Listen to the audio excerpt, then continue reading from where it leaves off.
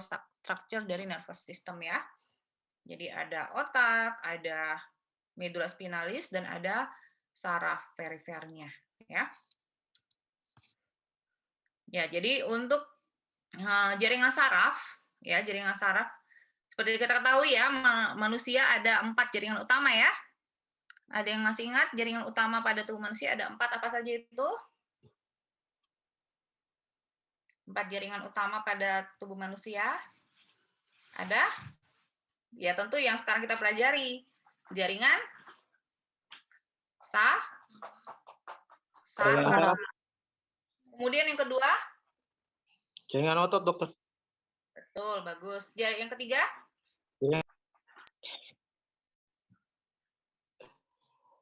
Apa? Yang menutupi? Jaringan jantung, otak, jantung, dokter. Menutupi, yang bersifat menutup. Apa? Ya, kulit itu yang paling luarnya apa nama jaringannya? Kulit, ada epidermis toh? Epidermis itu jaringan? Jaringan ikat, Dok. Jaringan ikat juga, jaringan ikat yang keempat. Jaringan ikat itu dia namanya juga ikat. Ikat, berarti dia mengikat, menghubungkan, atau namanya connective tissue. Yang ketiga tadi apa? Epitel. Iya, epitel. Jadi ada 4 ya. Jaringan saraf, jaringan otot, jaringan epitel, dan jaringan ikat. Di setiap organ manusia itu ada keempat jaringan ini, walaupun mungkin ada yang lebih dominan ya. Seperti di jaringan saraf, ini yang paling pasti yang lebih dominan adalah jaringan saraf ya. Di sistem saraf, otak, medulla spinalis ya. Memang di situ pasti ada jaringan epitelnya, misalnya di pembuluh darah, jaringan ikat ada, misalnya kalau di otak nanti ada jaringan yang menutupi, membungkus otak, namanya meninges, itu jaringan ikat, gitu. Jaringan otot, nah kalau otot memang tidak terlalu banyak ya di jaringan saraf. Jaringan otot polos saja di pembuluh darah ya, pembuluh darah, karena pasti seluruh, tidak mungkin tidak ada tempat di bagian tubuh manusia tidak ada pembuluh darah, atau semua bagian tubuh manusia ada pembuluh darahnya. Di pembuluh darah sendiri ada otot polos, ya kan? Terutama di arteri, ya. Oke, jadi untuk jaringan saraf itu terdiri atas ada 2 sel, namanya sel neuron dan sel glial, atau namanya sel yang menyokong atau mensupport. Nah, sedangkan yang betul-betul berperan penuh dalam menghantarkan impuls saraf, menghantarkan stimulus ya. Jadi saraf itu bicara mengenai stimulus. Jadi dari ada namanya sensorik, nanti menuju ke otak, nanti akhirnya kita menginterpretasikan, wah ini apa sih? Setelah itu kita akan melakukan sesuatu ya, dan itu dalam hitungan yang sangat cepat ya. Dalam hitungannya sampai, karena itu stimulusnya sangat cepat ya. Nah, itu neuron ya. Jadi neuron itu terdiri atas banyak sekali jaringan atau hubungan dari sel-sel saraf ya, sampai berjuta-juta ya. Berjuta-juta sel saraf itu saling berhubungan. Kemudian disupport, namanya penyokong atau mensupport. Jadi dia tuh betul-betul butuh seperti asisten ya. Nanti ada fungsinya bisa melindungi, fungsinya bisa memberikan nutrisi, fungsinya bisa misalnya menghasilkan mielin nanti, jadi macam-macam. Ya, jadi ini ya. Untuk secara general, jaringan saraf itu kita bisa bagi ya menjadi 2 organisasinya, yaitu sistem saraf pusat dan sistem saraf tepi. Ya, kalau pusat namanya juga pusat ya. Jadi dia betul-betul yang mengontrol segala sesuatu yang ada di dalam tubuh manusia. Ya, sistem saraf pusat ini terdiri atas organ-organ yaitu cerebrum, cerebellum dengan medulla spinalis. Ya, kemudian untuk sistem saraf tepi terdiri atas saraf kranial ya. Ini pasti sudah diajarkan di anatomi. Kemudian saraf spinal dan ganglia. Ya, jadi ada 2 pembagian atau organisasi dari sistem saraf. Ya, jadi tadi udah dibahas bahwa neuron kita itu banyak sekali ya, sampai berjuta-juta neuron ya. Jadi ini adalah sel neuron ya. Sel neuron sendiri terdiri atas namanya badannya atau perikarion ya. Jadi badan sel atau perikarion dan juga cabang-cabangnya. Jadi kan diajarin sel itu terdiri atas ada inti, ada sitoplasma. Sitoplasmanya mempunyai juluran-juluran. Nah, juluran-juluran ini ada 2 jenis, yaitu namanya dendrit dan akson. Ya. Jadi dendrit inilah dendrit dan akson nanti akan saling bersinaps, berhubungan satu dengan yang lain, ya.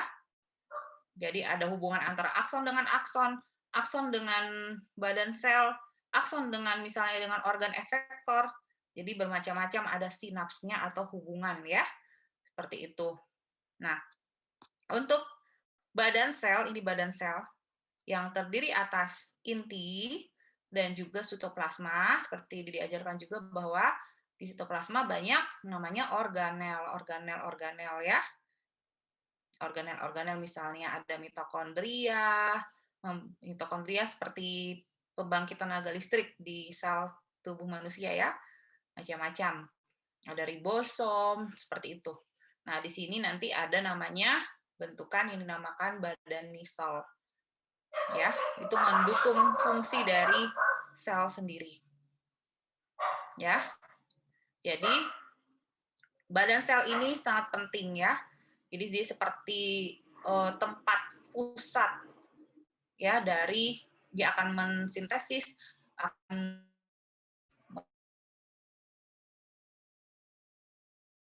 jadi ini kan punya juluran sitoplasma kan, sitoplasmanya menjadi dendrit kemudian akson.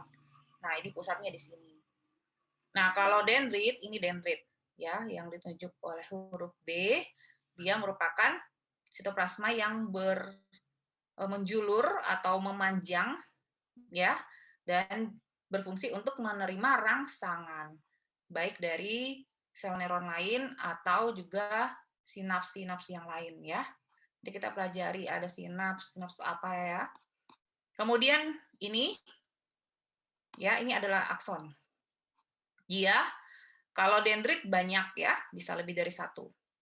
1, 2, 3, 4, 5, 6. Nah, kalau akson itu dia terdiri atas 1. Ini 1 nih akson. Ya, dan dia akan berakhir di sinaps. Dia akan membangkitkan dan menghubungkan antara impuls dari saraf satu ke saraf yang lain. Jadi dia yang menghantarkan. Ya, kalau dendrit biasanya yang menerima, kalau akson yang menghantarkan impuls atau stimulus ya. Kemudian ini adalah jenis-jenis dari bagaimana si prosesus. Tadi kan sel saraf itu ada badannya dan ada prosesusnya. Prosesus itu ada terdiri atas dendrit dan akson ya kan. Nah, itu diklasifikasi ya. Ya, ini yang paling sering banyak ditemukan ini. Multipolar ya. Jadi multipolar itu berarti 1 akson dan dendritnya yang banyak. Ya, nanti kita bisa temukan ini misalnya di sel neuron pada cerebrum, sel neuron pada medula spinalis, dia multipolar. Nah, kalau bipolar, jadi dia 1 akson, 1 dendrit. Namanya juga bi. Bi itu artinya kan 2. Ya. Polar itu ini, kalau misal polar itu artinya apa ya? Dia mempunyai istilahnya cabang. Cabangnya ada 2. Ya, nanti kalau bipolar biasanya ditemukan pada sel neuron pada panca indera, misalnya nanti pada mata, nanti pada telinga, ya. Nah, kemudian ini ada namanya yang unipolar. Unipolar itu dia cabangnya 1. Ya, lihat ini ya, dari ini kan badan sel. Badan sel kemudian bercabang menjadi 1, namanya unipolar. Tapi sebetulnya nanti dia bercabang lagi. Ya, tetap nanti bercabang, nanti menjadi ada dendritnya. Ya. Ini ditemukan pada ganglion spinalis.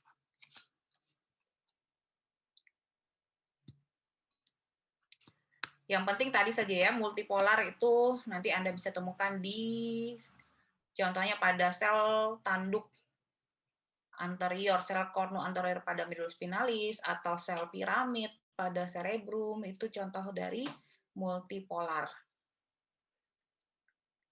Ya, ini sebetulnya bagian dari faal ya. Ini kalau situ kan kita mempelajari mikroskopik ya kan, mikroskopik, tapi tetap memang ada integrasi antara histo dengan faal. Jadi ya ini untuk pengetahuan saja. Jadi secara functionally itu bisa dibagi sistem saraf pusat. Ya, sistem saraf pusat itu bisa dibagi menjadi sensorik dan motorik.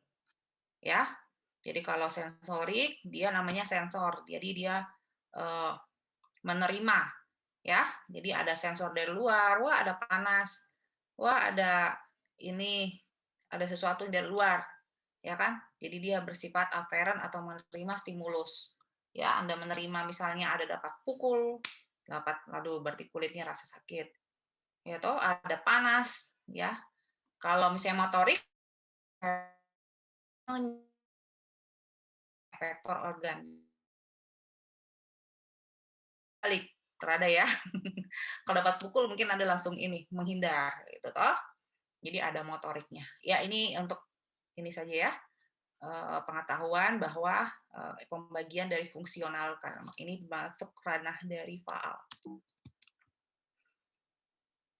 Ya, jadi tadi ya nanti yang penting Anda tahu bahwa sel saraf, sel neuron itu dari atas perikarion atau badan sel ya.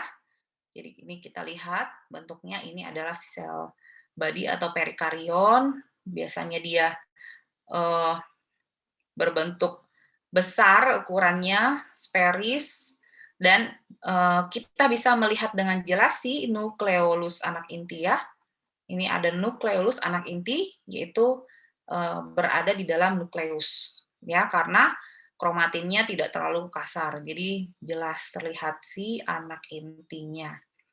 Nah itu yang penting ya. Kemudian apalagi ya memang ada di sitoplasma namanya.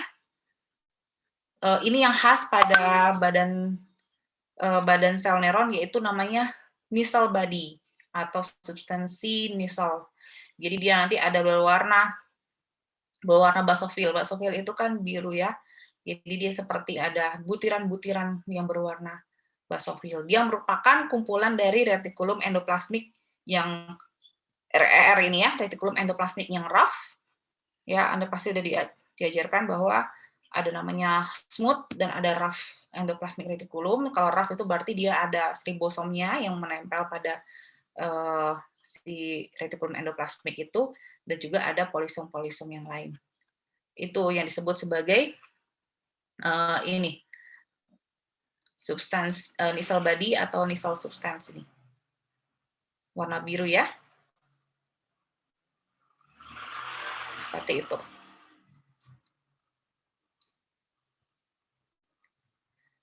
Ya, jadi kalau ini adalah neuron yang multipolar ya. Jadi ada satu akson dan ada beberapa dendrit ya. Jadi ini dendritnya ada beberapa, ini ada akson. Jadi kelihatan seperti ini ya. Sudah, ini kalian tidak usah hafalkan, cuma pengetahuan saja. Nah, untuk dendrit dia biasanya ukurannya pendek dan bercabang-cabang seperti pohon, cabang pohon. Ya, contohnya yang paling khas ini nanti ada namanya sel Purkinje. Sel Purkinje pada cerebellum. Ya, jadi dia bercabang-cabang, ini dendrit bercabang-cabang banyak sekali. Ya, sehingga dia seperti mempunyai duri-duri, ada disebut dendritic spines. Dan bisa bersinaps dengan akson dari neuron lainnya. Ya, jadi ini adalah dendrit, dia merupakan cabang aljururan sitoplasma prosesus dari sel neuron ya. Ya, itu saja yang penting yang Anda ketahui, memang dia terdiri atas sitoskeletal. Jadi seperti kita ketahui kan di sel itu ada namanya si kerangka dari sel, namanya sitoskeletal. Sehingga nanti dia bisa membentuk bentuk dari sisa sel itu tetap permanen itu karena ada sitoskeletal. Jadi ini skematik dari sel neuron ya. Jadi kita lihat ini ada inti, ada anak inti, ada aparatus Golgi, ada nisel body yang tadi ya, retikulum endoplasmik kasar dengan polisom. Kemudian ada mitokondria. Mitokondria memang yang sangat penting sebagai pembangkit tenaga listrik yang menghasilkan ATP. Ya, kemudian ini adalah akson. Akson yang nanti yang akan menghantarkan stimulus ya.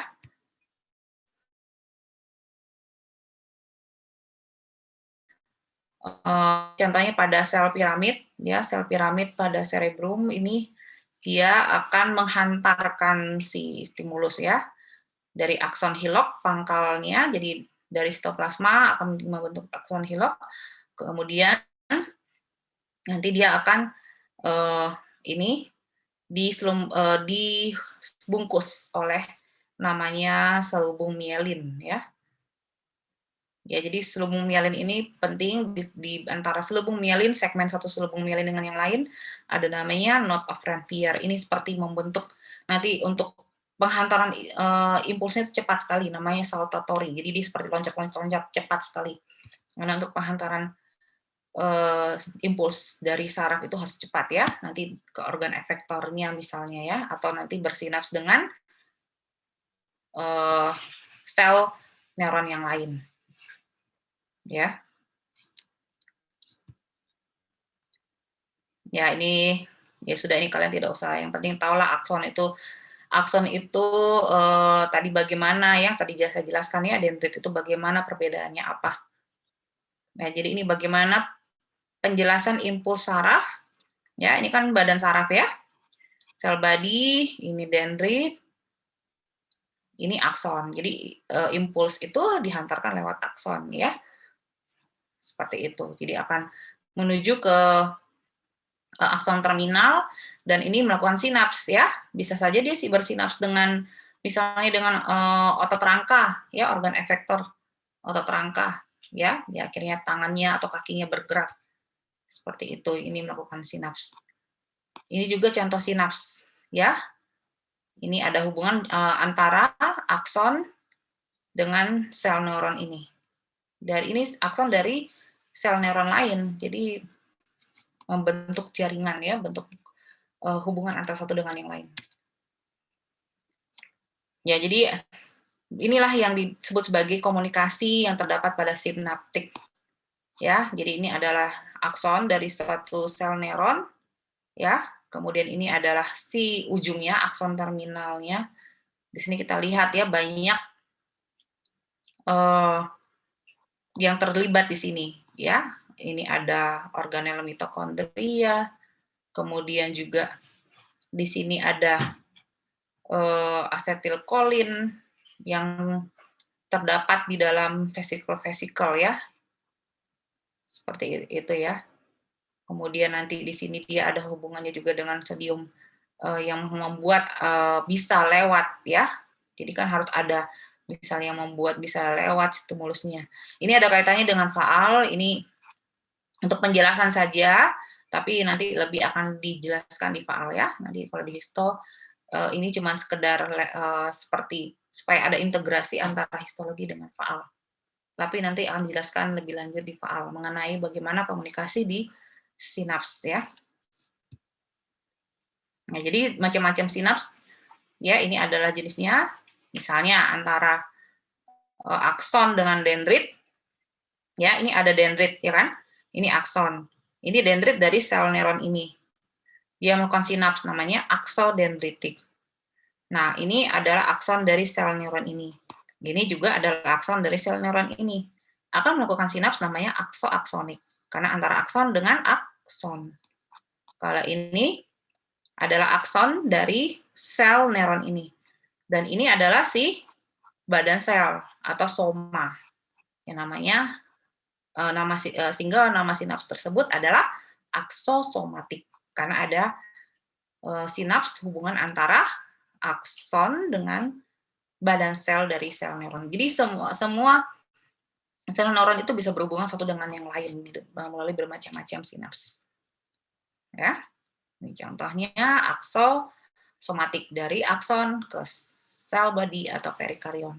Kemudian ini adalah antara akson ya dengan dendritik. Jadi aksodendritik. Kemudian ada namanya antara akson yang lain, antara akson satu sel neuron dengan akson dari sel neuron lain namanya aksoaksonik. Ya, jadi tadi kan di komunikasi sinaps ada namanya neurotransmitter ya. Tadi ada asetilkolin ya, terdapat pada vesikel, dihantarkan ke terminal akson, kemudian nanti akan menuju ke misalnya organ efektor atau misalnya ke bagian lain dari sel neuron. Ada namanya neurotransmitter. Ini macam-macamnya. Ya, kalau ini saya tidak tanyakan di histo, ini cuma pengetahuan saja. Ya, supaya lebih menyambung. Ini memang ranahnya biokimia dan PAL ya. Macam-macam ya yang terlibat ya, dan aksinya, deskripsinya juga bermacam-macam ya. Misalnya kalau asetilkolin dia berperan penting dalam saraf, misalnya saraf otonom ya, kolinergik.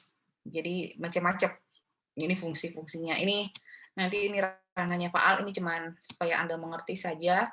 Tadi ada namanya asetilkolin. Ya, oke. Ya, jadi tadi adalah penjelasan mengenai sel neuron ya. Nah, sel neuron ini yang M ini adalah sel neuron ya. Ini ada dendrit, ada akson. Ini perikarionnya, ini si intinya, kemudian ini anak inti. Anak intinya kelihatan ya, lebih jelas karena kromatinya halus. Kemudian kita lihat juga ada seperti granula-granula atau butiran-butiran berwarna basofilik ya. Ini yang disebut sebagai apa tadi? Granula yang basofilik pada sitoplasma. Ada yang masih ingat? Ada yang bisa jawab? Bantu jawab. Ada yang masih ingat? Sel bipolar, dokter. Ada yang masih ingat? Ahmad, Aswani. Nama butiran basofilik di sitoplasma. Dia terdiri atas retikulum endoplasmik kasar dengan polisom. Apa namanya? Tadi sudah berkali-kali saya sebut pada sitoplasma. Ayo, lebih baik salah sekarang daripada salah waktu ujian. Ayo, Aswani sudah mencoba. Terima kasih, Aswani. Mungkin bisa dibantu lagi. Ahmad, Damaris, Nelson, Novitasari, Paulina, Foni, ayo.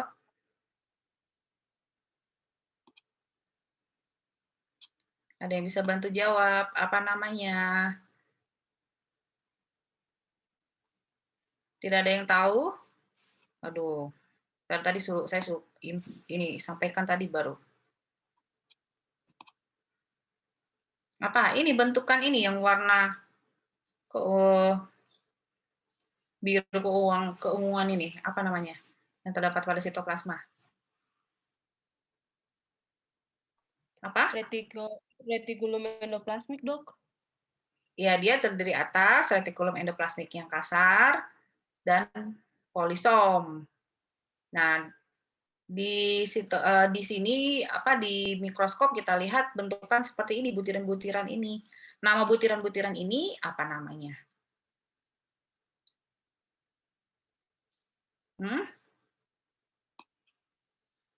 Ya, memang dia terdiri atas retikulum endoplasmik kasar dan polisom. Apa namanya? Ya, dia warnanya basofilik. Granula basofilik. Tapi namanya, penamaannya apa?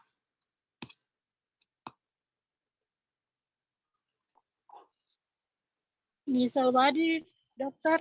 Iya, nisel body, betul. Badan nisel atau nisel body ya, atau nisel substance. Oke. Jadi itu ya. Jadi inilah yang khas ya. Jadi kalau ditanya ini apa? Ini sel neuron. Oh, kenapa? Lihat ini ukuran selnya besar. Besar kan ukurannya?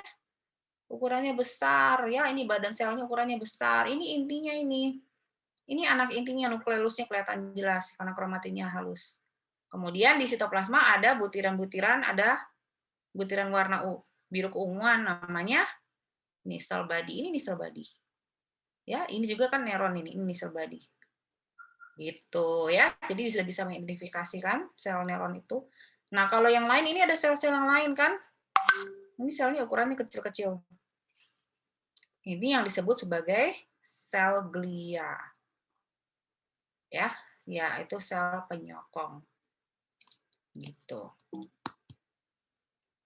Jadi kita bahas sekarang ya sel glia ya. Sel glia. Jadi sel glia itu terdiri atas pertama ada namanya oligodendrosit. Oligodendrosit itu adalah namanya juga oligo ya. Jadi dia seperti banyak juluran-juluran ya, juluran-juluran sitoplasmanya. Jadi juluran-juluran sitoplasmanya inilah ada beberapa juluran sitoplasma yang membentuk seperti pohon ya. Oligo ada beberapa juluran sitoplasma yang bentuk seperti pohon yang berfungsi membentuk selubung mielin. Ya, selubung mielin ini kan si juluran sitoplasma oligodendrosit dia membentuk selubung mielin yang menyelubungi akson. Jadi ini adalah akson dari sel neuron.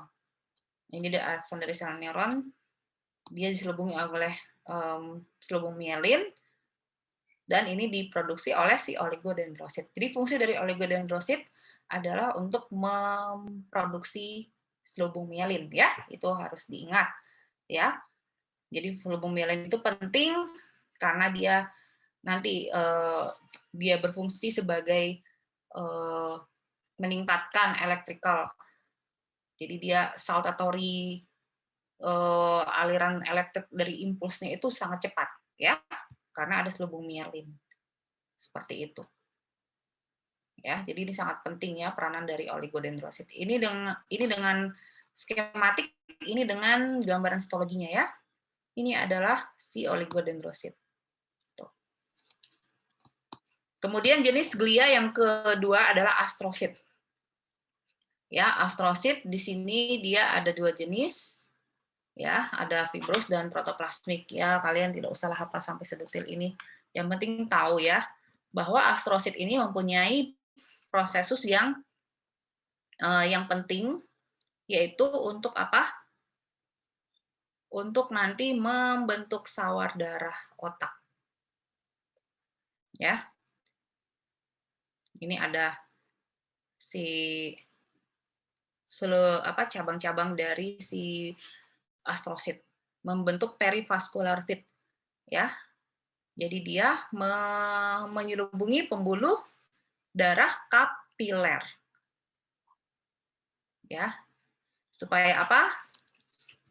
Supaya jangan ada yang berbahaya yang masuk yang membahayakan jaringan saraf. Jadi dia ada namanya perivaskular fit. Dia menutupi pembuluh darah kapiler yang berkontribusi ke ini BBB ini blood brain barrier, sawar darah otak. Karena otak itu harus dilindungi dari partikel, dari misalnya racun, dari mikroorganisme yang berbahaya untuk otak ya. Selain itu memang banyak yang lain sih fungsi dari astrosit. Ya. Ya, dia contohnya juga ini dia bisa membantu untuk misalnya membuang sisa-sisa hasil metabolisme, ya, seperti itu. Dia membentuk lapisan barier, ya. Jadi dia memang yang penting yang Yang saya tanyakan ya tadi, dia untuk melindungi jaringan otak ya, dengan berkontribusi pada sawar darah otak. Ya, sudah yang ini ya sudah tidak ini dibaca saja, tapi yang penting kalian tahu ini juga sudah syukur ini. Ya. Nah, ini ya. Jadi dia ini adalah astrosit ya. Jadi dia mempunyai cabang-cabang dari sitoplasmanya yang bentuk perivaskular fit. Ini kan pembuluh darah kapiler ini. Jadi dia membungkus atau menyelubungi si kapiler pembuluh darah. Gitu ya. Kemudian sel glial yang selanjutnya adalah sel ependim. Nah, kalau sel ependim dia merupakan epitel. Jadi dia epitel yang berbentuk kolumner atau kalau nama lainnya kolumner silindris ya, atau kuboid. Jadi dia membungkus, melapisi ventricle dari otak. Ventricle itu kan berisi cairan cerebrospinalis ya. Ini misalnya. Kemudian juga di sentral kanal dari medula spinalis. Ini kan medula spinalis di tengahnya ada lumen dinamakan kanalis centralis. Dia dilapisi oleh ependim. Ya. Ini adalah ependim. Jadi bentuknya kolumner atau kuboid. Dia merupakan epitel. Kemudian sel glial yang keempat adalah mikroglia. Namanya mikro ya, berarti dia kecil. Di sini juga dia punya prosesus juga ya. Tetapi sangat tidak teratur ya. Jadi kalau tadi kan oligodendrosit punya, astrosit punya ya, mikroglia juga punya. Nah, kalau mikroglial ini dia berfungsi, dia merupakan berasal dari makrofag. Ya, mikroglia ini ya, mikroglial. Intinya pipih dan padat ya. Itu saja ya, intinya pipih dan padat. Dia berasal dari makrofag. Jadi seperti kita ketahui makrofag itu apa? Ada yang tahu makrofag bisa melakukan apa? Fungsi makrofag? Fagositosis.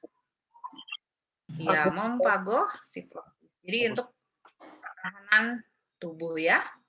Pertahanan seluler dari tubuh, imunitas seluler ya.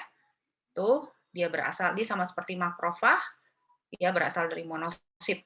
Ya, merupakan salah satu jenis dari sel leukosit ya. Jadi seperti itu ya, jadi mikroglial. Jadi ada 4 ya. Kita pelajari ya.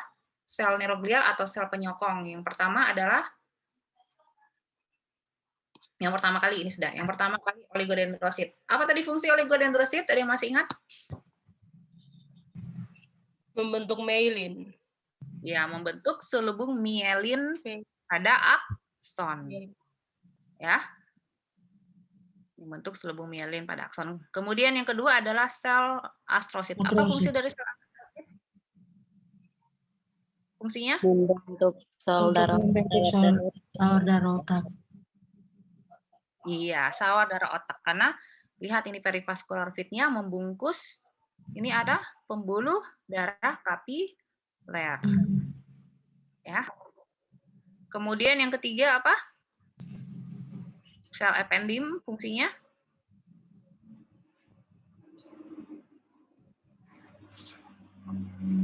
Sel ependim fungsinya apa?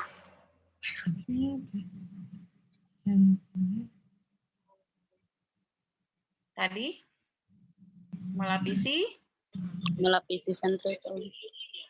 ventricle otak dan juga semua yang dilalui oleh cairan cerebrospinalis ya. Itu dilapisi oleh si ependim. Kemudian yang keempat ada sel mikroglial. Apa fungsinya?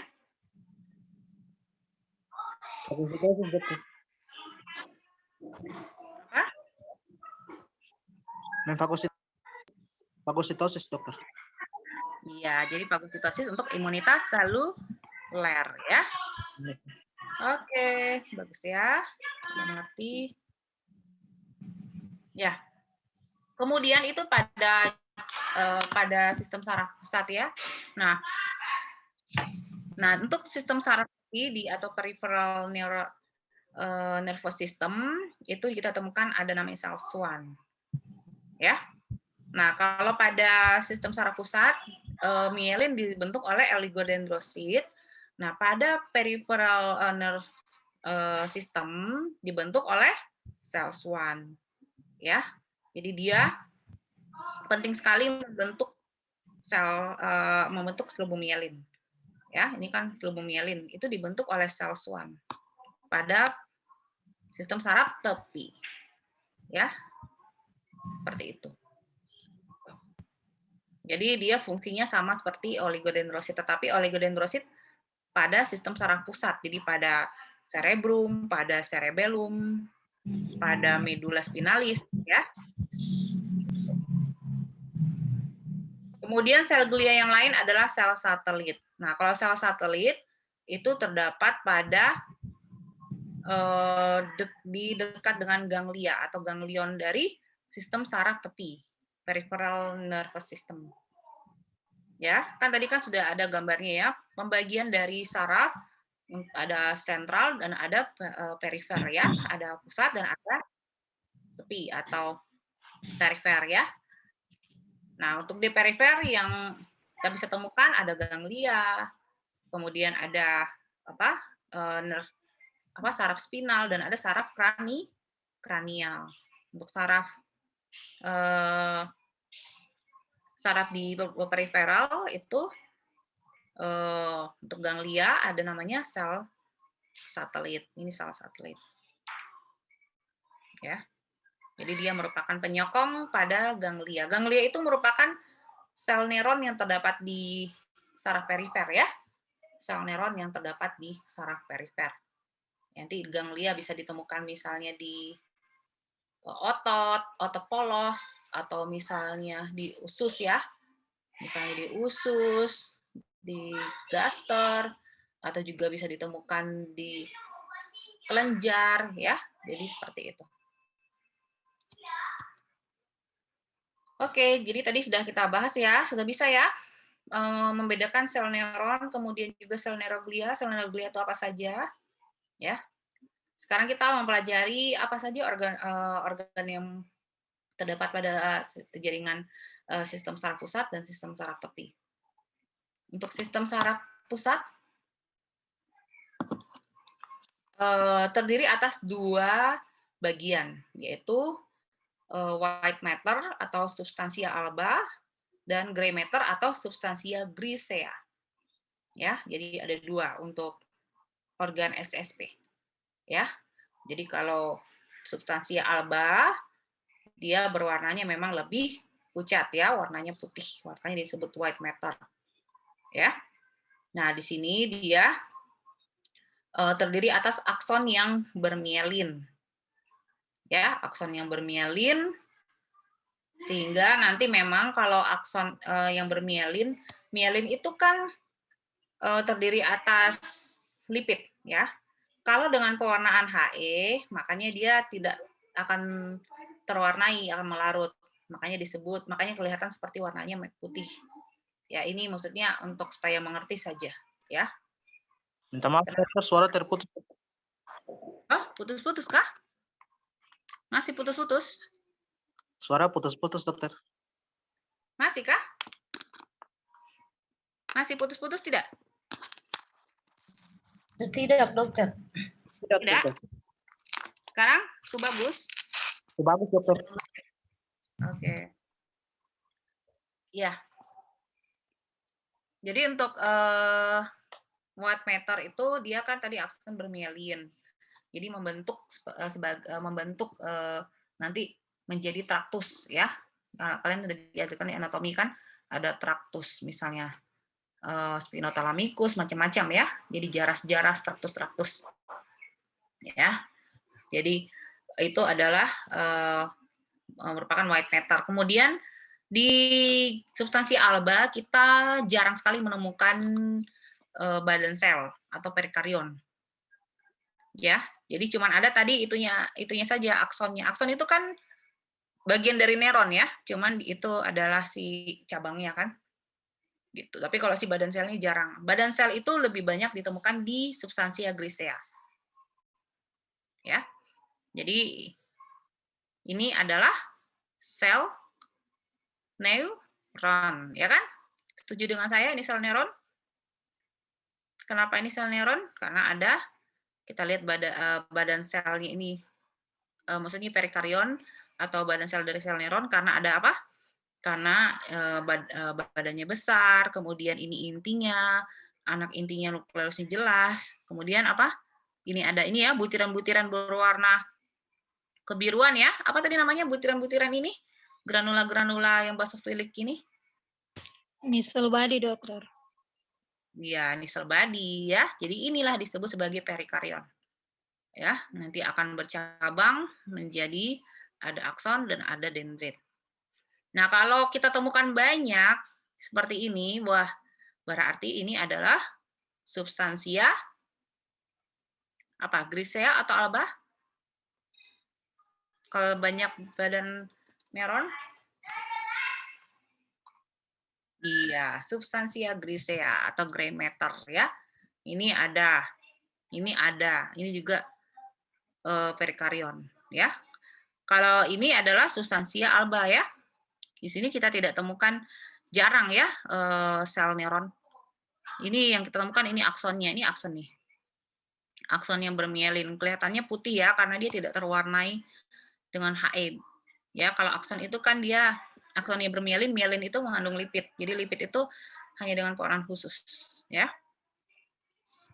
Ya, jadi tidak bisa membedakannya untuk organ-organ SSP ada namanya substansi grisea, ada substansi alba.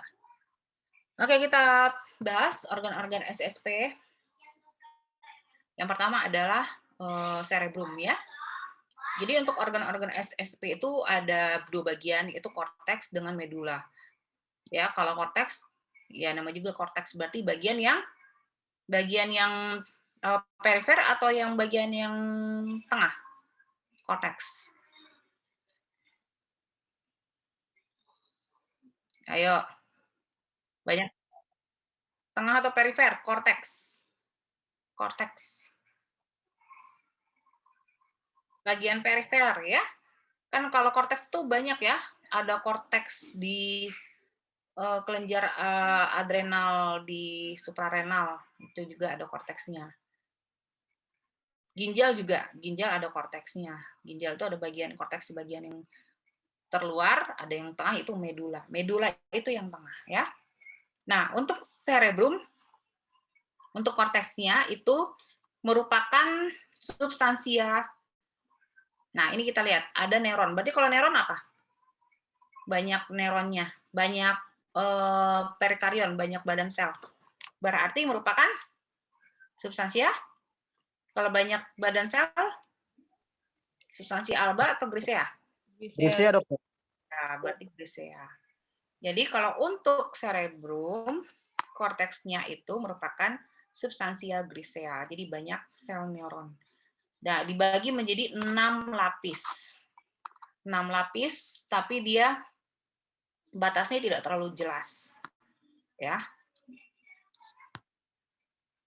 Nah, di sini juga kita bisa menemukan ada sel neuron yang multipolar, badan sel neuron yang multipolar namanya piramid. Ya, kenapa dinamakan piramid? Ya mungkin karena bentuknya berbentuk piramid ya. Piramid bentuk seperti segitiga. Segitiga piramid yang ada di Mesir itu kan. Sehingga disebut sebagai sel neuron piramid. Dan ukurannya berbagai macam. Ada yang ukurannya besar, ya ada namanya giant pyramid, ada yang ukurannya tidak terlalu besar. Ya. Gitu. Jadi di sini sel piramid pada cerebrum memang nanti di faal akan diajarkan bahwa berfungsi sebagai respon inisiasi dari respon motorik yang volunter. Volunter berarti apa? Yang disadari ya. Jadi gerakan-gerakan otot rangka. Ya, jadi kalau bagaimana kita bisa menggerakkan otot rangka, kita ada pengaruh dari sel piramid, ya. Kemudian organ SSP yang kedua adalah cerebellum. Nah, cerebellum juga korteksnya dia banyak, ini ada neuron. Berarti kalau neuron substansi apa? Alba atau grisea?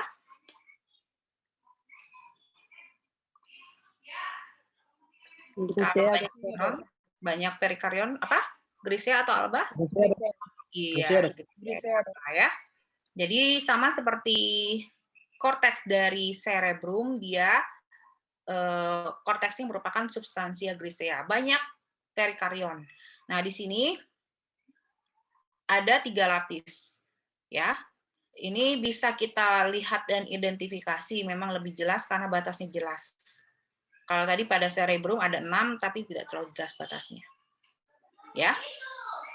Jadi ini ada namanya lapisan molekular yang paling luar, molekulare. Kemudian ada lapisan sel Purkinje, ini. Kemudian ada lapisan granulare. Jadi ada 3 lapis ya. Molekulare, Purkinje dengan granulare. Jangan sampai terbolak-balik ya. Ada yang mau cerebellum otaknya lapisan yang paling luarnya granulare? Ada toh? Jadi kalau ditanya harus bisa menjawab dengan tepat, ya kan? Jadi yang paling luar molekulare, kemudian lapisan sel Purkinje, kemudian lapisan granulare. Ya, jadi ini merupakan korteks cerebellum. Ya. Nah, ini sudah masuk ke, ini kelihatan ya, seperti ada kosong-kosong lebih putih toh? Berarti ini di bagian medula dari cerebellum. Ini merupakan substansia, ini kan lebih putih toh?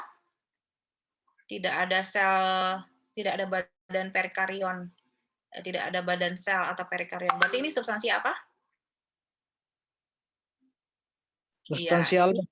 substansi alba ya, merupakan akson yang bermielin ya. Ini kan lihat banyak seperti lubang-lubang ya, karena tadi kalau akson bermielin tidak terwarnai dengan baik dengan warnaan hematoxylin iasin ya. Gitu. Nah, ini dengan besaran lebih kuat. Ya, ini adalah lapisan yang terluar dari korteks cerebellum, yaitu molekulare layer, dan ini adalah sel Purkinje. Sel Purkinje ini dia berbentuk seperti ini ya, seperti apa? Seperti piala. Ini si badan selnya, dan ini si biruan sitoplasmanya bentuk dendrit yang bercabang-cabang seperti duri. Ini khas pada sel Purkinje. Jadi dendritnya akan melalui lapisan molekular dan membentuk seperti bercabang-cabang banyak, duri-duri. Ini khas pada sel Purkinje, korteks dari cerebellum. Ya. Kemudian ini lapisan granular. Oke, sekarang lanjut ke organ SSP yang ketiga, yaitu medula spinalis. Ya. Ini medula spinalis. Ini bentuk seperti apa ini?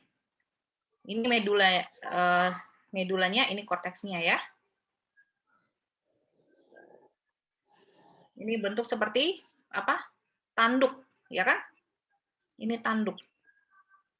Ada tanduk yang depan atau anterior, ini A anterior, ini P posterior, tanduk belakang. Ya, atau cornu posterior atau horn, posterior horn. Ya. Jadi ini harus dimengerti ya, ini posterior horn-nya. Ya.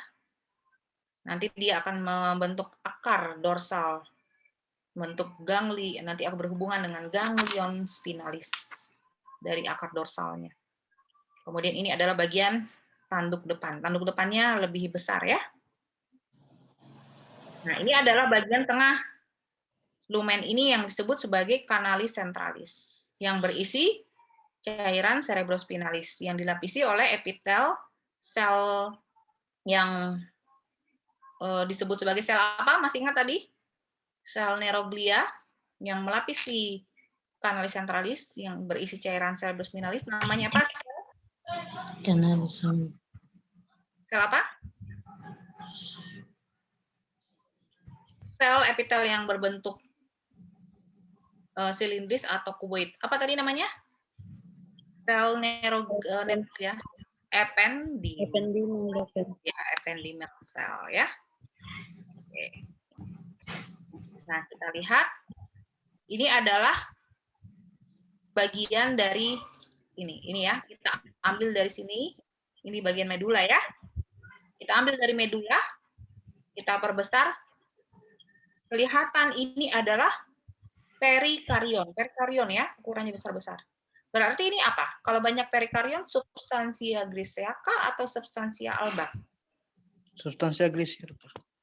Iya, berarti ini bagian tengah kah atau bagian tepi?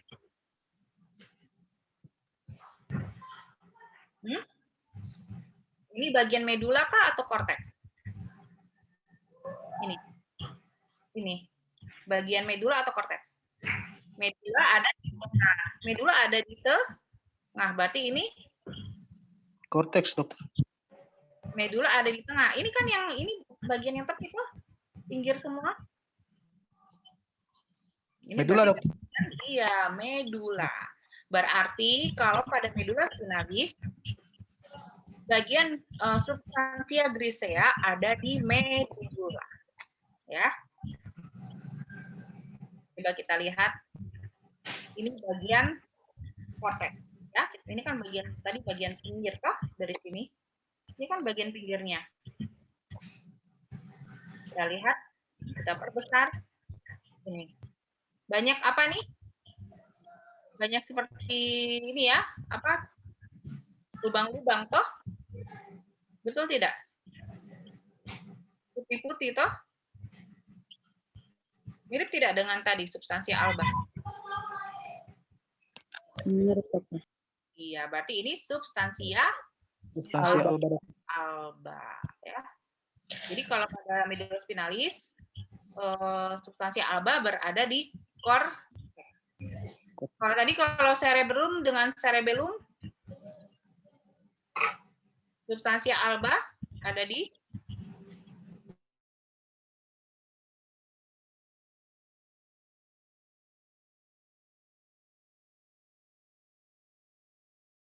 beda ya antara cerebellum dengan medula spinalis ya untuk letak dari substansi alba dan grisea. Oke. Oke, yang ini dimatikan dulu mic-nya ya biar tidak terlalu ribut ya. Tolong dimatikan. Kita lanjut lagi. Tadi sudah diskusi supaya tidak ngantuk toh kalau diskusi. Oke. Jadi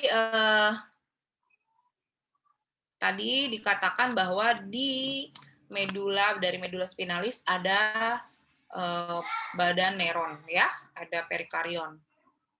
Ya. Jadi untuk perikarionnya itu atau namanya ini ya horn ya, tanduk. Ya. Kita bisa sebut juga sebagai ventral horn ya atau ada mengatakan cornu anterior ya. Di situ ukurannya adalah ukuran yang paling besar ya di sebelah sini tadi. Sebelah sini nih, ini disebut ventral horn ya, neuron. Jadi dia disebut large motor neuron. Jadi dia ukurannya besar, intinya juga besar. Anak intinya jelas terlihat, ini anak inti ya. Ini nukleolus, ini si intinya, ini si badan sitoplasmanya. Ya. Kemudian dia multipolar. Multipolar itu satu akson dengan cabangnya membentuk satu akson dan beberapa dendrit, ya kan? Multipolar tadi udah dijelaskan. Dan di sini juga kita bisa melihat ya ada butiran-butiran warna ungu toh. Itu yang disebut Nissl body ya. Gitu. Ya. Jadi ini yang kita bisa temukan, dia merupakan motor neuron. Motorik ya, untuk motorik. Oke, jadi tadi ya mengenai organ-organ SSP ya. Sudah bisa ya membedakan cerebrum, cerebellum dengan medulla spinalis. Sudah bisa ya? Sudah bisa membedakan itu? Siap bisa, dokter. Cerebellum dengan medulla spinalis ya.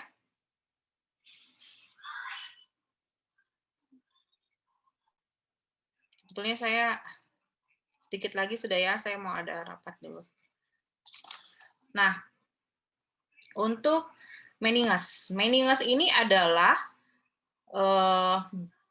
pembungkus dari otak. Ya. Jadi bayangkan ya, otak ini bagian yang terluar ada ini ya, ada kulit ya, kulit dari pembungkus kepala kita ya. Kemudian nanti ada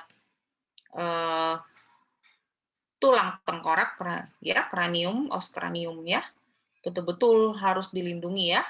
Tuhan ciptakan ya di otak itu terlindung di dalam dalam tulang tengkorak ya. Setelah itu ada lagi, bukan hanya itu saja diciptakan Tuhan untuk untuk melindungi otak, ada namanya meninges, yaitu jaringan ikat. Sudah jaringan ini ada kulit, kemudian ada jaringan tulang, ada jaringan ikat ya yang disebut meninges. Ya, kemudian juga ada banyak cairan cerebrospinal. Ya, ini cairan cerebrospinal ini. Ya. Setelah itu juga ada lapisan paling terdalam dari meninges namanya pia mater. Ikuti si permukaan otak. Baru setelah itu otak. Ya, sehingga kalau terjadi trauma kepala itu betul-betul ya sebaik mungkin lah dihindari terjadi kalau misalnya benturan misalnya kepalanya kena, jangan sampai terjadi perdarahan ya. Perdarahan di dalam jaringan otak. Makanya biasakan ya yang bawa kendaraan beroda 2 ya. Apalagi kalian ini mahasiswa kedokteran, jangan begini. Kalian gaya-gaya terpakai helm ya. Aduh. Sedih sekali ya. Terpakai helm, memang kepala terbuat dari besi ke apa? Ya toh? Jadi kalian harus jadi contoh, harus jadi teladan ya. Jangan sampai banyak kejadian trauma kepala. Gitu ya. Walaupun memang sudah Tuhan ciptakan seperti ini ya, tapi kita harus betul-betul menjaga, harus memakai helm. Helm itu bukan karena takut ditangkap oleh polisi, tapi itu untuk fungsinya ya. Gitu ya. Peraturan dibuat untuk membuat keteraturan dan untuk hal tujuan yang baik, ya kan?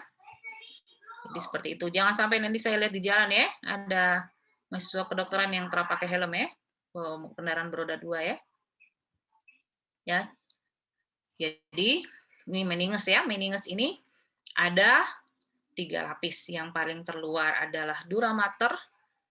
Di bagian tengah ada arachnoid mater, bagian yang terdalam ada namanya pia mater. Tuhan ciptakan ada 3 lapis meninges. Ya.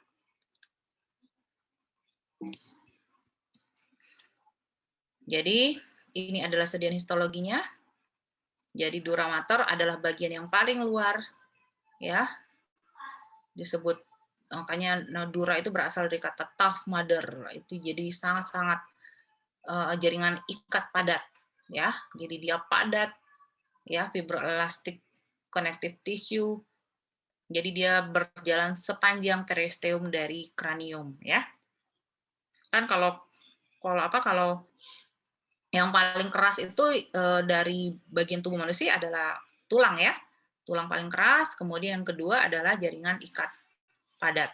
Itu struktur yang betul-betul diciptakan supaya melindungi. Ini ya, ini adalah dura mater. Jadi yang paling keluar dura mater ya. Ada yang di sini yang mau lapisan meningesnya terbolak-balik? Ya, jangan sampai terbolak-balik menjawab ujian ya. Ditanya yang paling luar begini bukan dura mater. Aduh, padahal dura mater diciptakan Tuhan memang paling luar karena sesuai dengan strukturnya padat. Seperti itu ya. Jadi dia jaringan ikat yang padat. Kemudian yang di tengah adalah arachnoid mater. Sesuai dengan namanya, ini arachnoid mater.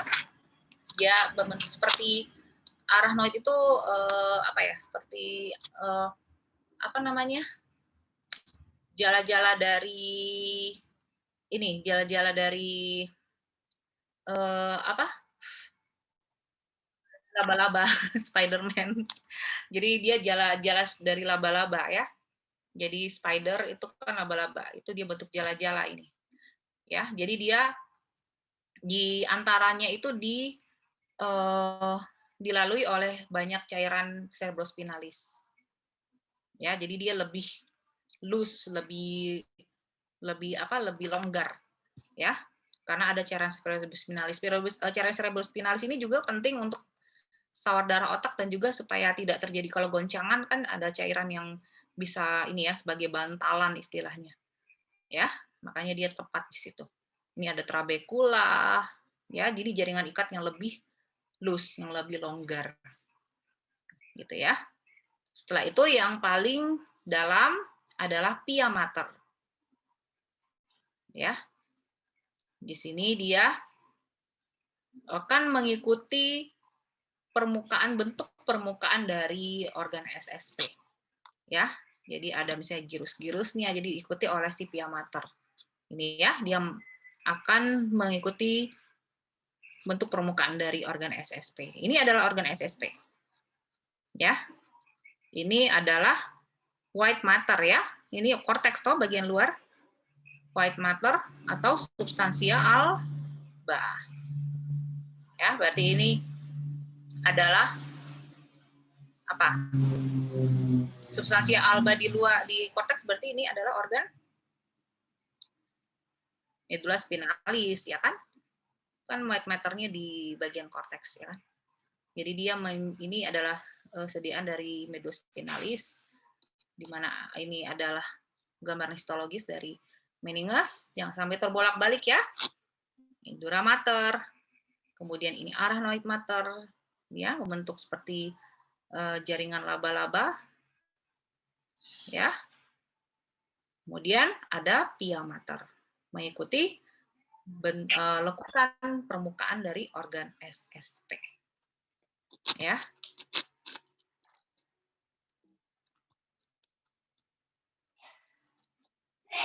Ya, jadi tadi disinggung berkali-kali mengenai plexus choroid, cairan cerebrospinalis. Cairan cerebrospinalis itu adalah cairan yang diproduksi oleh plexus choroid. Ini adalah plexus choroid. Ya, jadi plexus choroid itu adalah lapisan yang sangat banyak pembuluh darah. Ini banyak pembuluh darah ya. Ini C ini kan kapiler nih. Ya, karena penting sekali ya untuk produksi cairannya dan juga reabsorpsi. Ya. Jangan sampai tidak diabsorpsi ya.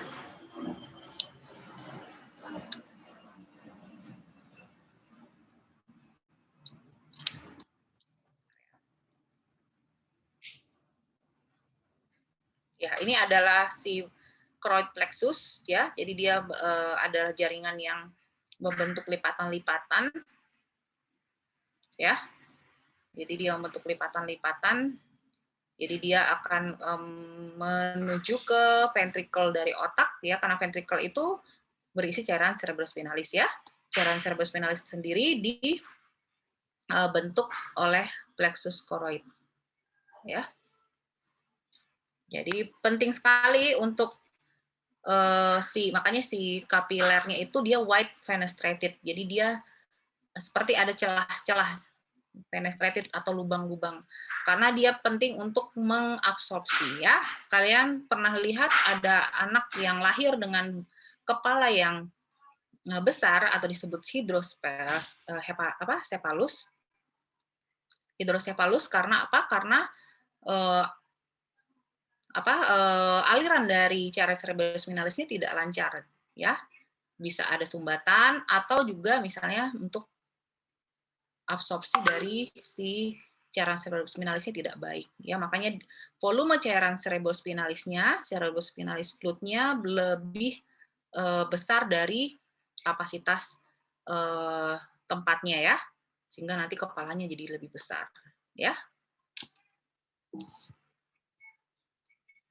Ya, oke. Ini tinggal berapa slide lagi ya? Nah, sebetulnya ini sudah, kalau di jadwalnya sudah selesai toh, jam segini toh. Tadi kan seharusnya kita mulai jam 12.50, tapi tadi kita mulai terlambat ya. Sehingga baru mulai tadi mulai jam 13.23. Itu molornya setengah jam.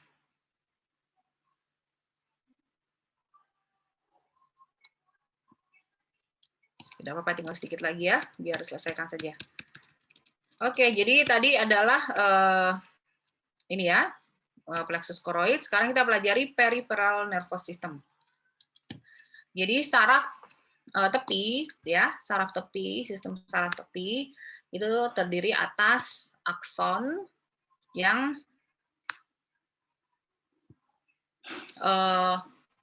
diselubungi oleh mielin. Ya, jadi akson itu adalah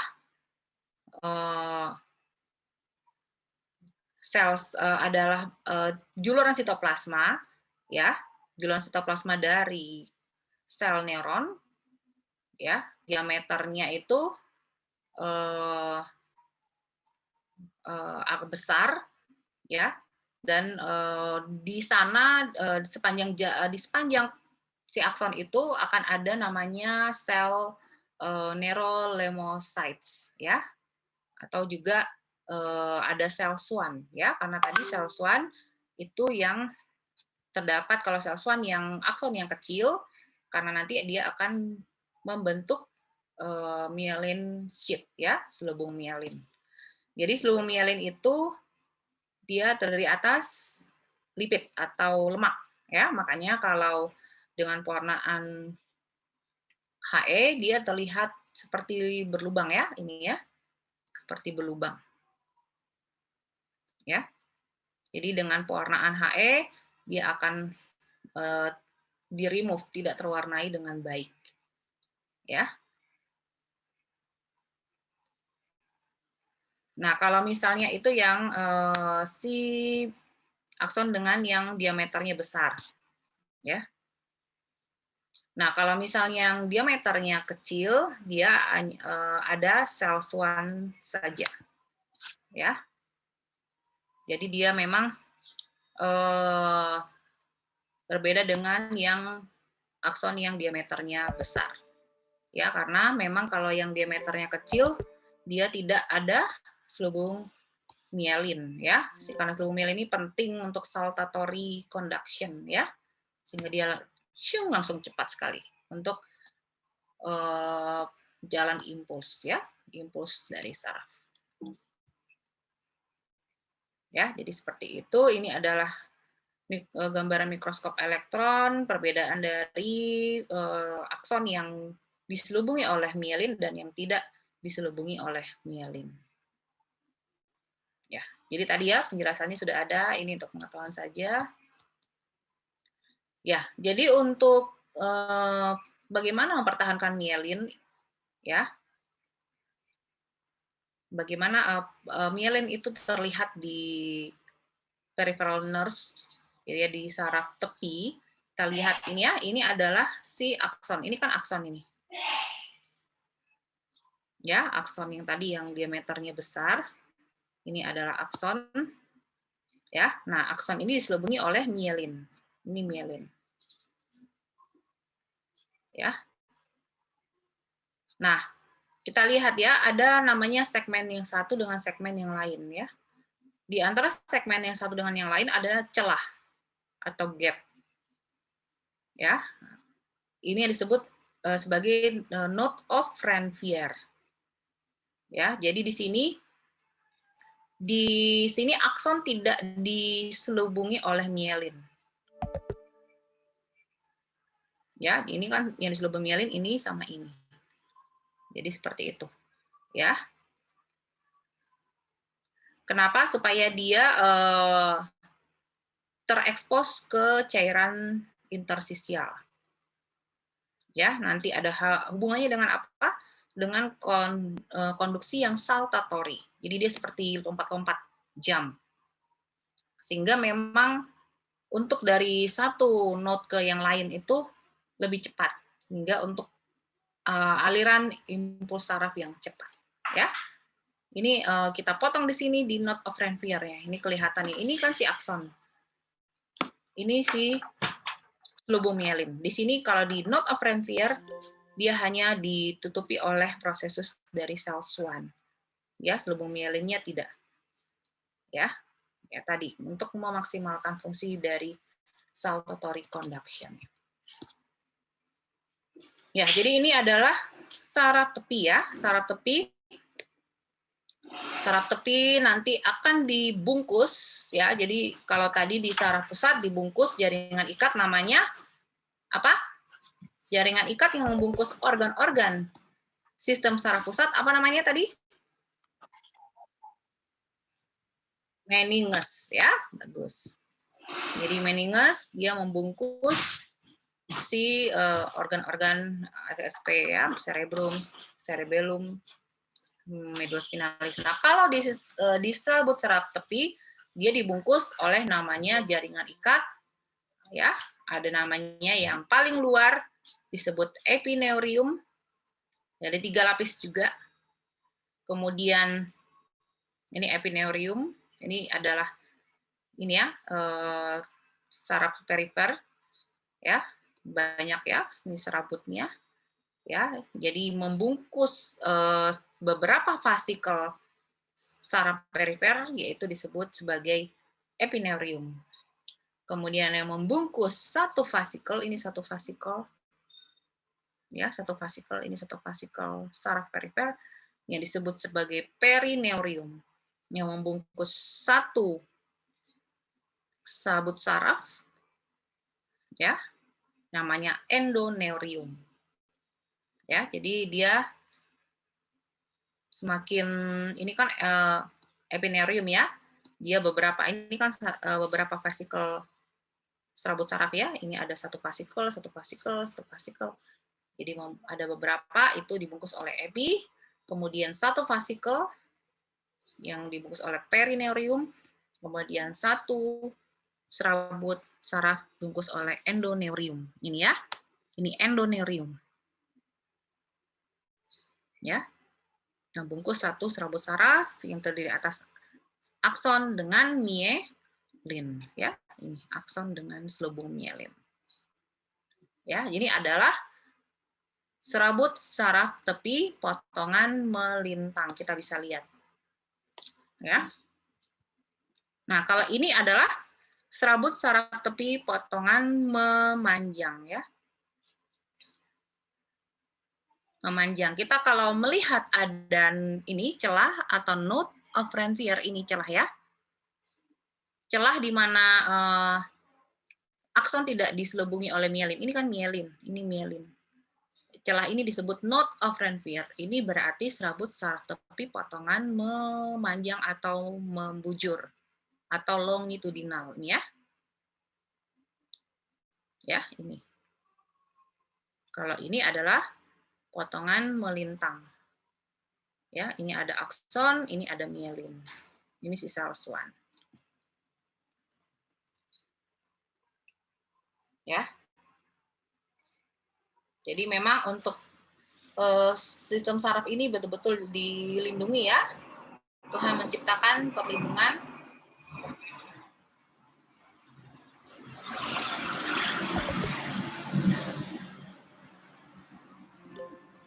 Jadi Tuhan menciptakan perlindungan ya. Kalau tadi ada blood-brain barrier kan, blood-brain barrier salah satunya tadi ada si sel sel yang membantu berkontribusi untuk blood-brain barrier apa? Sel, masih ingat? Sel neuroglia, salah satu jenis sel neuroglia yang berfungsi untuk blood-brain barrier untuk sistem saraf pusat. Sel? Masih ada yang ingat? Udah lupa?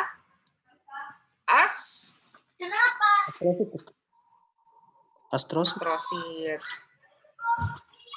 Ya, nah untuk yang ya, jadi astrosit ya. Juga oleh meninges ya, kemudian juga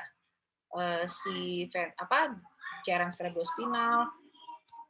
Nah, kalau di saraf perifer ada tadi ya, ada jaringan ikat ya. Ada jaringan ikat yang membungkus si aksonnya itu. Ya. Jadi ada epinerium yang paling luar, kemudian juga ada perinerium dan endonerium. Ya.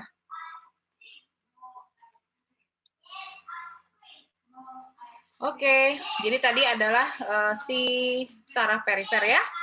Kita udah lihat mana yang sediaan manjang dan juga sediaan yang melintang ya. Udah lihat.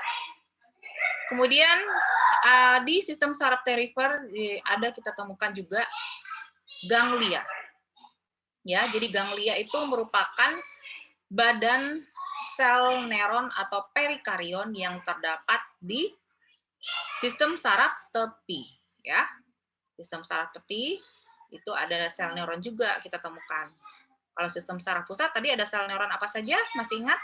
Di sistem saraf pusat, sel neuron yang kita temukan di sistem saraf pusat di organ-organ SSP. Apa tadi sel neuronnya?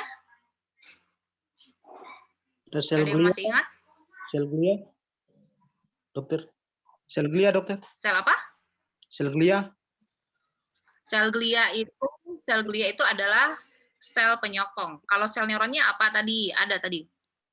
Misalnya di sel appendix itu ini juga sel penyokong. Sel neuron itu tadi yang sel neuron yang besar tadi ukurannya, intinya kelihatan jelas, ada nisel body di sitoplasma. Apa? Sel neuron. Jadi ini ya, kalau sel glia di sistem saraf pusat itu tadi ada astrosit, oligodendrosit, sel ependim, sel mikroglia. Itu adalah sel glia, itu sel penyokong. Dia tidak, kalau sel neuron adalah sel yang berfungsi untuk menghantarkan saraf atau menerima. Kalau sel glia dia menyokong. Ada menyokong sebagai menyokong untuk blood-brain barrier, ada menyokong membentuk myelin, ada yang menyokong sebagai imunitas seluler, ada yang menyokong untuk melapisi ruangan yang berisi cairan cerebrospinal, itu adalah sel glia. Ya, ingat ya, sel glia. Kalau sel neuron itu dia berfungsi untuk menerima rangsang dan juga kalau menerima rangsang tadi melalui apa? Dendrit dan menghantarkan impuls yaitu melalui akson. Itu sel neuron. Sel neuron pada organ SSP apa saja? Sel swan. Cerebrum. Sel apa? Sel swan, dokter. Tadi ada sel neuron pada organ SSP. Pada organ SSP cerebrum. Apa namanya? Sel Cerebrum, dokter. Ya, di cerebrum apa namanya? Pada organ SSP cerebrum. Sel neuronnya tadi berbentuk di korteksnya tadi. Di korteks dari cerebrum ada sel berbentuk piramid. Itu adalah sel neuron. Kalau pada cerebellum tadi ada sel yang berbentuk yang dendritnya tadi bercabang-cabang. Jadi sel neuron itu ada dendrit dan sel Purkinje. Ya kan? Kalau pada medula spinalis apa tadi namanya? Sel neuronnya yang ada yang besar, large motor neuron. Sel ventral horn atau ada yang disebut juga cornu anterior ada yang disebut juga sel tanduk depan atau atau tanduk anterior. Ya kan? Ada kan tadi? Ada Ya? dokter. Iya. dokter. Jadi ingat ya, sel neuron itu bentuknya seperti apa ya? Biasanya sel neuron bentuknya besar ya. Sitoplasmanya ada ditemukan di sel body, kemudian intinya juga besar, anak intinya kelihatan dengan jelas. Ya, jadi jangan sampai ini ya, salah ya, sel neuron pada organ SSP itu apa saja. Nah, kalau pada sistem saraf tepi, sel neuron itu namanya ganglia. Ya. Jadi ganglia itu adalah struktur yang bulat, terdiri atas banyak, ada beberapa badan sel, sel body atau badan sel atau perikarion, dan dikelilingi juga oleh sel glia. Sel glia itu tadi namanya, dia masih ingat, sel satelit. Ya kan? Ada tadi sel satelit, ini yang S ini. Ini pada sistem saraf tepi, sistem saraf perifer. Kalau pada sistem saraf pusat, sel glia, kita temukan apa? Tadi? Sel oligodendrosit, astrosit, mikroglia, ependin. Kalau pada sistem saraf tepi, sel glia kita bisa temukan tadi di yang tadi berfungsi membentuk akson pada sistem saraf tepi, siapa? Sel yang membentuk selubung mielin. Yang membentuk selubung mielin, maaf. Yang membentuk selubung mielin pada sistem saraf tepi, apa namanya? Sel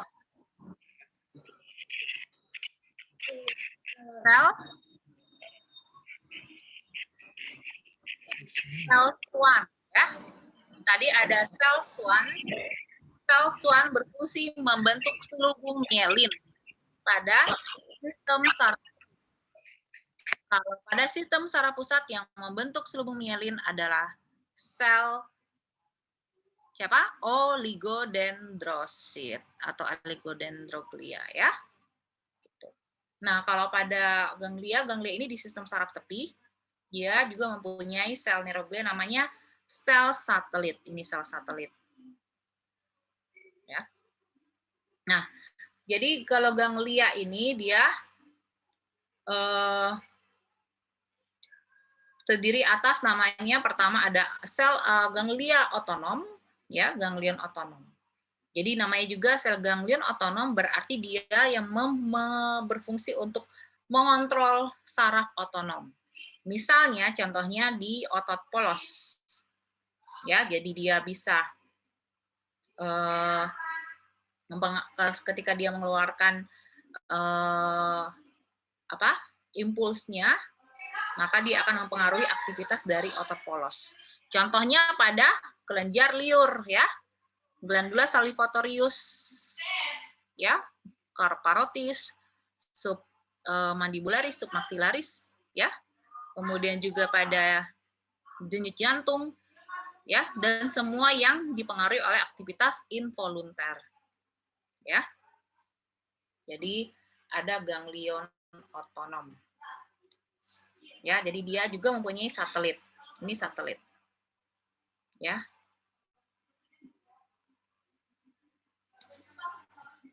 Nah, ada lagi namanya ganglion yang sensorik atau yang dekat dengan spinalis. Bisa sebut juga ganglion spinalis. Ya. Jadi dia ganglion yang terdapat di dekat dengan medula spinalis. Ya.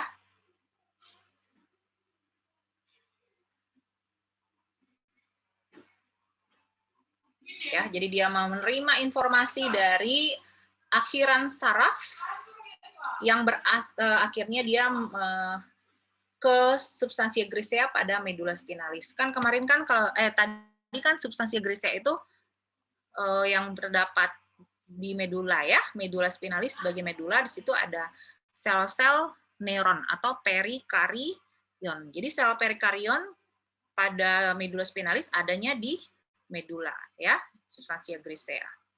Kalau pada cerebrum dan cerebellum, neuron itu adanya di korteks, ya kan? Ingat ya tadi ya, gitu. Ini namanya ganglion spinalis atau ganglion sensorik, ya, ini ya.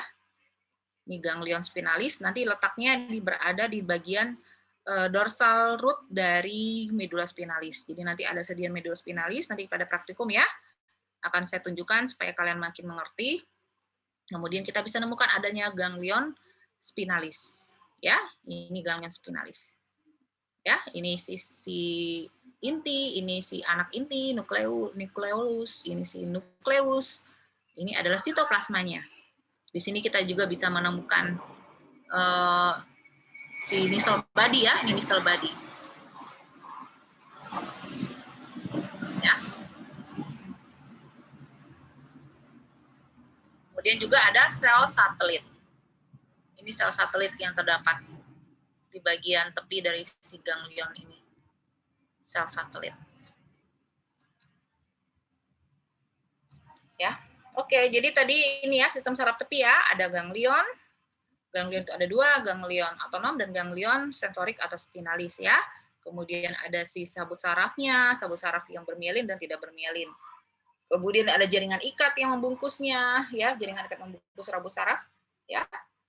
Ada epinerium, perinerium, dan endonerium. Oke, sekarang mengenai plastisitas dan regenerasi dari neuron dari saraf, ya. Ya, ini sebetulnya, ya ini ya, apa ya, kalau orang yang taunya memang kan untuk otak yang mengalami kerusakan tidak akan bisa diperbaiki lagi ya. Misalnya ada orang yang sakit stroke, ada orang yang kecelakaan, ada cedera, ada brain damage, ya. Karena memang sel neuron tidak bisa melakukan regenerasi. Ya. Karena yang bisa melakukan proliferasi itu hanya sel neuroglia saja. Tetapi sekarang sudah ada sel yang merupakan sel progenitor. Ini pengetahuan saja sudah ya. Ya maksudnya sebagai mahasiswa kedokteran kalian juga harus tahu bahwa sel neuron itu memang sekarang bisa ditemukan melalui penelitian ada namanya sel progenitor atau neural stem. Jadi sel ini akan bisa digantikan gitu. Jadi ya bisa ada kemungkinan orang-orang yang mengalami brain damage, kerusakan jaringan saraf, sel neuronnya bisa diperbaiki seperti itu. Ya, sedangkan kalau untuk plastisitas dari neural atau jaringan saraf, dia merupakan pembentukan dan remodeling dari koneksi sinaptik ya. Jadi itu bisa terjadi ya kalau misalnya ada kerusakan pada sinaptik tadi kan ini ya hubungan antara satu sel neuron dengan sel neuron yang lain. Misalnya ada sinaptik yang rusak, dia bisa mengalami. Nah, jadi untuk regenerasi atau perbaikan itu memang terdapat di saraf perifer ya. Nah, kalau yang normalnya itu, kalau serabut saraf itu seperti ini ya kan. Ini contohnya adalah si badan neuron ya, si perikarion. Ya, ini adalah dendritnya, ini adalah akson ya. Ini adalah si inti, ini anak inti, ini ada nisal substance atau badan nisal ya, yang terdiri atas retikulum endoplasmik kasar dan juga polisom. Kemudian juluran sitoplasmanya adalah akson. Aksonnya di sini selubungi mielin ya. Selubungi mielin. Dan ini dia melakukan sinapsis dengan organ efektor yaitu otot. Ya. Ini otot rangka. Ya, jadi dia membentuk motor end plate. Ya, motor end plate. Nanti diajarkan di muskuloskeletal namanya ada motor end plate. Jadi hubungan antara neuron dengan si organ efektor yaitu otot rangka ya. Makanya kita bisa melakukan gerakan-gerakan ya. Ada kontrolnya ya. Otak kita mengontrol ya, kamu harus begini, seperti itu ya. Nah, tapi apabila terjadi kerusakan, ini contohnya, kerusakan ya mungkin misalnya kecelakaan ya, akhirnya mengalami kerusakan di saraf perifer, peripheral nerve injury, maka bisa terjadi regenerasi. Ya, ini kan ada sel swan ya. Sel swan kalau di perifer itu ada sel swan berfungsi dalam apa? Membentuk apa tadi sel swan fungsinya? Ada yang masih ingat? Sel swan berfungsi bentuk kalau pada saraf selubung mielin. Jadi di sini kan rusak. Selubung mielinnya robek, ya, kemudian juga selnya rusak, si aksonnya juga rusak, ya. Maka yang terjadi adalah ini ada perubahan ya, si nisel badinya akan mengalami lisis, ya. Ini nisel badinya. Awalnya kan seperti ini, tapi akhirnya seperti ini. Akan ada perubahan, ya, seperti itu. Ya, jadi aksonnya mengalami injure, kerusakan, maka nisel badi yang terdiri atas retikulum endoplasmik kasar, rough, akan mengalami perubahan jadi berkurang. Ya. Ya, nah, untuk bagian distal dari si cederanya, maka akan mengalami juga degenerasi dari selubung mielin. Ini selubung mielinnya ya, akan mengalami degenerasi, ya, seperti itu. Tetapi sisa-sisanya akan difagositosis oleh si makrofag. Ya. Nah, jadi yang di sini kelihatan adalah si ototnya karena tidak terinervasi dengan baik maka akan mengalami atrofi. Ya, mungkin ada orang-orang yang mengalami kecelakaan ya, mengalami peripheral nerve injury, maka ototnya akan mengalami atrofi ya, ototnya akan mengalami perubahan bentuk ya. Jadi lebih kecil karena mengalami disuse, tidak digunakan karena sarafnya tidak berfungsi dengan baik karena ada kerusakan ya. Tetapi si sel swan, ini sel swan akan berproliferasi, memperbanyak diri, ya, kemudian akan membentuk akson yang dipenetrasi, maksudnya mempenetrasi si kumpulan dari sel swan. Ini aksonnya akan bertumbuh. Lihat, ini akson ya, aksonnya akan bertumbuh, ya, kecepatannya bisa sampai 0,5 sampai 3 mm per hari. Ini ya, bertumbuh, ya, kemudian akhirnya terbentuklah degenerasi dari serabut saraf. Sehingga akan ada hubungan antara si sel, si perikarion, si badan sel dengan organ efektor, yaitu otot. Ototnya dari awalnya di atrofi, ini akhirnya menjadi kembali lagi seperti semula, ya. Seperti itu. Ini ya si ototnya. Ya. Ya. Oke, jadi tadi itu ya. Materi kita mengenai sistem saraf. Jadi referensinya hanya dari John Kera ya. Saya ambil dari situ. Silakan kalian ambil dari situ. Sudah saya bagikan ya. Sampai di sini ada yang mau ditanyakan?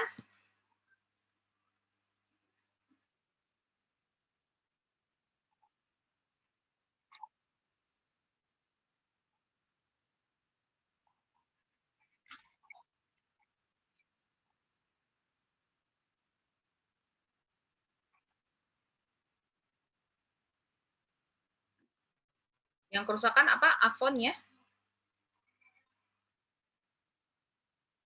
Ya justru tadi itu kan, coba lihat. Aksonnya tadi kan mengalami kerusakan, ya kan? Itu. Jadi aksonnya mengalami pertumbuhan kembali. Ini kan dia rusak nih. Ya, jadi si akson itu kan si sarafnya mengalami rusak. Kemudian akhirnya dia mengalami pertumbuhan kembali. Ini kan aksonnya, lihat ini. Aksonnya mengalami pertumbuhan sampai akhirnya terjadilah sinaps. Jadi akhirnya dia terhubung kembali dengan si otot rangka. Jadi akson itu bisa mengalami pertumbuhan akson sampai 0,5 sampai 3 mm per hari. Ya, ini kan yang warna kuning ini akson ini. Ya. Seperti itu.